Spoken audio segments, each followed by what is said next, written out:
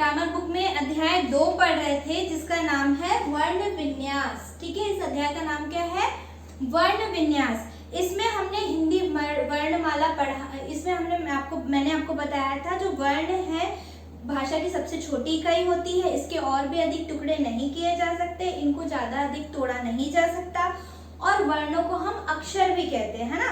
और कुल वर्णमाला में कितने वर्ण होते हैं? वर्णमाला, पूरी वर्णमाला किससे मिलकर बनी है? स्वर वर्ण और व्यंजन वर्ण होते हैं 11 और व्यंजन होते हैं 35 और इन्हीं सबको मिलाकर पूरी वर्णमाला बनती है जो टोटल होती है 46। पूरी वर्णमाला में कितने वर्ण होते हैं? 46। ठीक है, और हमने स्वर वर्ण पढ़ा और स्वर वर्ण में हमने पढ़ा स्वर वर्ण के 2 भेद हैं, ह्रस्व स्वर और दीर्घ स्वर।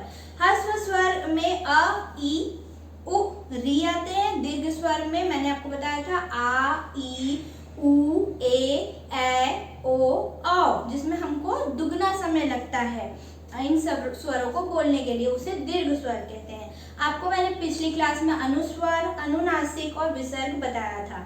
ठीक है, अब हम देखेंगे, आज इस लेक्चर में देखेंगे हम मात्राएं क्या होती हैं, स्वरों की मात्राएं कैसी होती हैं और इन्हें हम प्रयोग कैसे करते हैं और इनका वर्ण विन्यास कैसे किया जाता है, इनका वर्ण विच्छेद कैसे किया जाता है और किसी भी वर्ण में ये कैसे प्रयोग किया जाता है। ठीक है, ये आपका है अस्वर। ठीक है, मैंने आपको बताया था हर व्यंजनों में अ का स्वर मौजूद होता है। हर व्यंजन में, जैसे मैं बोलूंगी क, ख, ग, घ, तो हमको क्या ध्वनि उत्पन्न हो रही है? हमारे बोलने पे अध्वनि उत्पन्न हो रही है। तो हमको ज्ञात है कि हर व्यंजन में अ का स्वर, अ की ध्वनि उपस्थित होती है। ठीक है, तो अ जो है इसके लिए कोई मात्रा का प्रयोग नहीं करते क्योंकि ये हर व्यंजनों में मौजूद है। इसके लिए अलग से कोई चिन्ह हमको लगाने की जरूरत नहीं है।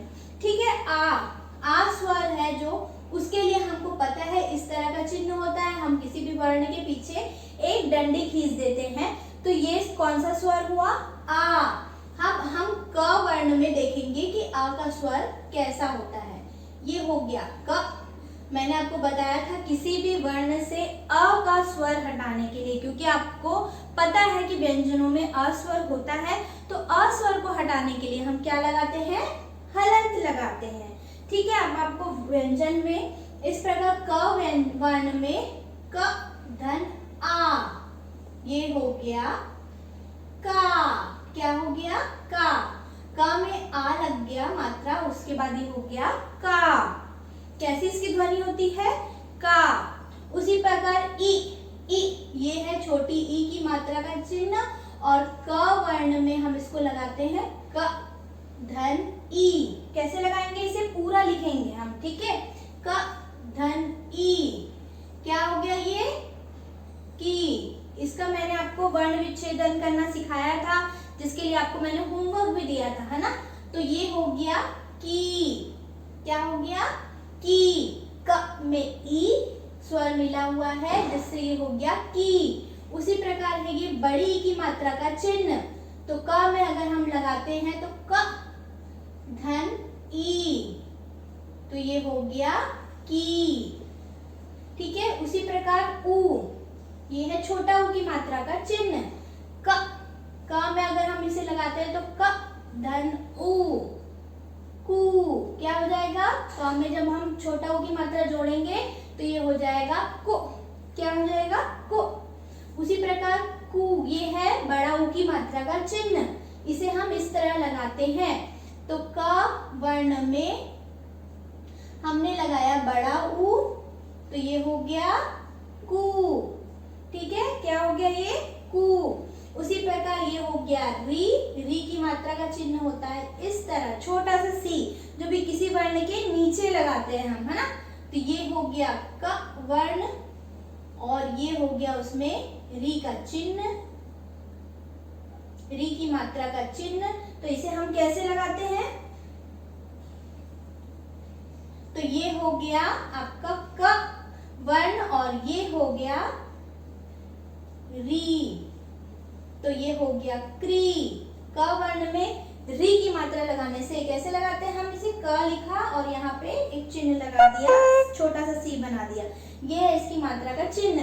तो ये क्या हो गया, क्री। ठीक है, उसी प्रकार ए का मात्रा का चिन्ह होता है किसी भी वर्ण के ऊपर इस तरह। ठीक है, तो क वर्ण में हमने लगाया ए की मात्रा, ए स्वर हमने मिलाया, तो ये हो गया के। क्या हो गया, के। उसी तरह ए की मात्रा का चिन्ह होता है दो, इस तरह, ये एक है, यहाँ पे दो लगाते हैं, तो हो गया क धन ए। क्या हो गया, क धन ए, ये क्या बन गया, कै। ठीक है, ये हो गया कै। वैसे ही ओ की मात्रा का चिन्ह होगा एक डंडी और एक साथ में इस तरह, ये हो गया ओ की मात्रा का चिन्ह। तो ओ की मात्रा किसी क वर्ण में हम लगाएंगे तो क्या हो जाएगा, क धन ओ। तो क में ओ की मात्रा, एक ओ का स्वर मिलने से हो जाएगा को। क्या हो जाएगा, को। उसी प्रकार औ की मात्रा का चिन्ह ये है औ की मात्रा का चिन्ह। यहाँ पे हमने एक डंडी खींची थी और एक ऐसा बनाया था कान जैसा, मगर हम यहाँ पे औ की मात्रा में एक डंडी के साथ दो कान बनाएंगे। ठीक है, तो क धन औ, क्या हो गया, क। ठीक है, अब आपको समझ में आ गया, हर स्वर में ये क धन अ लगाया नहीं मैंने, यहाँ पे क में हर व्यंजन में अ साउंड होता है, तो ये हो गया क धन अ क। ठीक है, क धन आ का, क धन ई की, क धन ई की, क धन उ कु, क धन बड़ा उ कु, क धन री क्री, क धन ए के, क धन ए कै, क धन ओ को, क धन औ को। अब इसका प्रयोग हम देखेंगे। क और क से कोई भी ऐसे शब्द बनाओ जो दो वर्ण वाले हो, जिसमें अ की मात्रा आती है, मतलब कोई चिन्ह नहीं होता है ना, तो हो जाएगा ये कल। ठीक है, क में कोई मात्रा दिख रही है क्या आपको, नहीं दिख रही, लेकिन अ की ध्वनि इसमें मौजूद है, तो हो गया कल।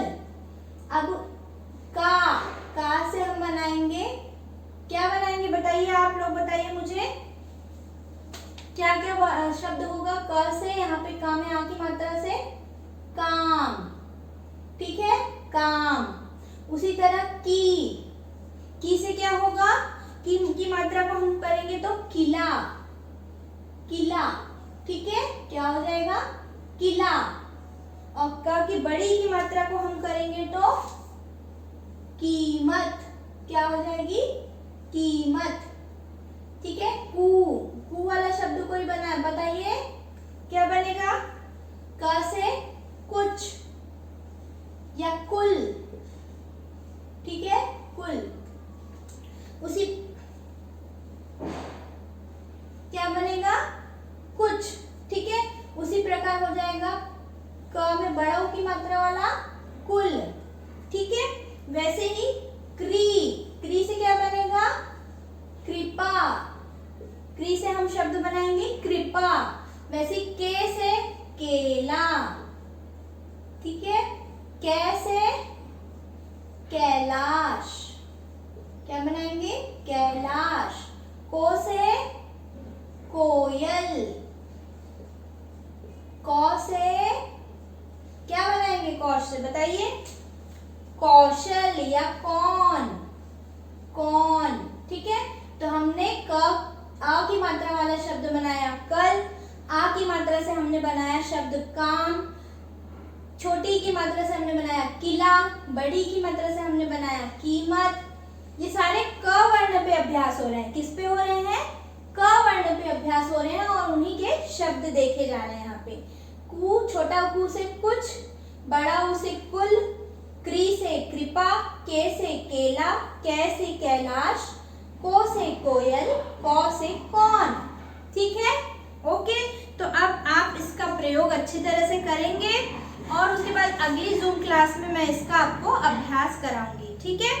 और अब हम इसके नेक्स्ट क्लास में सीखेंगे व्यंजन क्या होता है और इन व्यंजनों के कौन कौन से प्रकार हैं, व्यंजन हमको कितने व्यंजन हम पढ़ते हैं ग्रामर में, ठीक है। ये सब आपको मैं अगले क्लास में बताऊंगी। Okay bye.